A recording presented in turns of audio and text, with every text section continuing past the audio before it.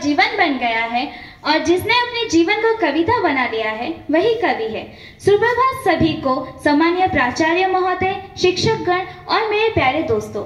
मैं ज्योतिर्मय हंसदा आज आप सबके समक्ष महाकवि सुब्रमण्यम भारती जी के जीवन कथा का एक छोटा सा प्रदर्शन करने जा रही हूँ। आशा है कि आप सबको अच्छा लगेगा।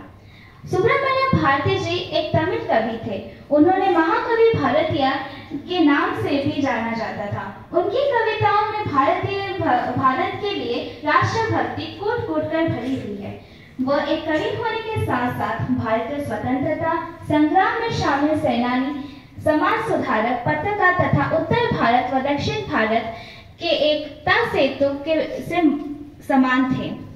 भारती जी का जन्म 11 दिसंबर 1882 को तमिलनाडु एट्टायापुरम गांव में चिन्नास्वामी अय्यर और लक्ष्मी अम्मल के घर हुआ था। बचपन में ही उन्होंने अपने माता पिता को गंवा दिया था। बचपन में उन्हें बहुत कविता लिखने का बहुत शौक था। 1897 15 वर्ष की आयु में उन्होंने चेन्नम्मा से विवाह किया। वे बाहरी दुनिया को देखने के लिए बड़े उत्सुक थे। वह विवाह के बाद 1898 में वे उच्च शिक्षा के लिए बनारस चले गए।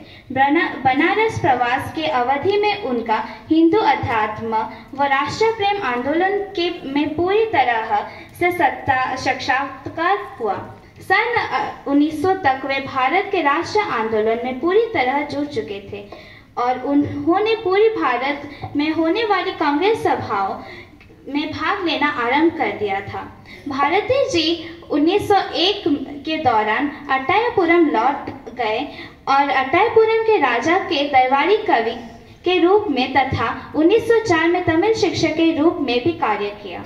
भारती जी ने बाहरी दुनिया से अच्छी तरह से अवगत होने की आवश्यकता को समझा और पत्रकारिता और प्रिंट मीडिया की दुनिया में रुचि ली।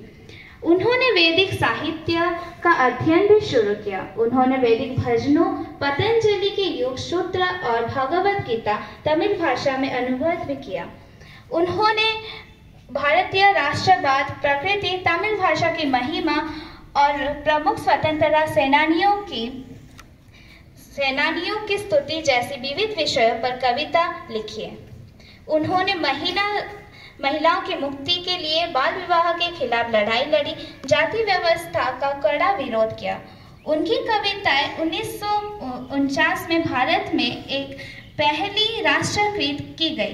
दुर्भाग्य से 11 सितंबर 1921 की सुबह उनकी देहांत हो गई। अंत में मैं उनका एक कविता मुक्ति का आह्वान से एक छोटा पंक्ति बोलना चाहूंगी। तुम स्वयं ज्योति हो माँ, शौर्य स्वरूपिणी हो तुम माँ, दुख और कपट की संहारिका हो माँ, तुम्हारी अनुकंपा का प्रार्थी हूँ मैं माँ, तुम्हारी अनुकंपा की प्रार्थी हूँ मैं माँ। धन्यवाद।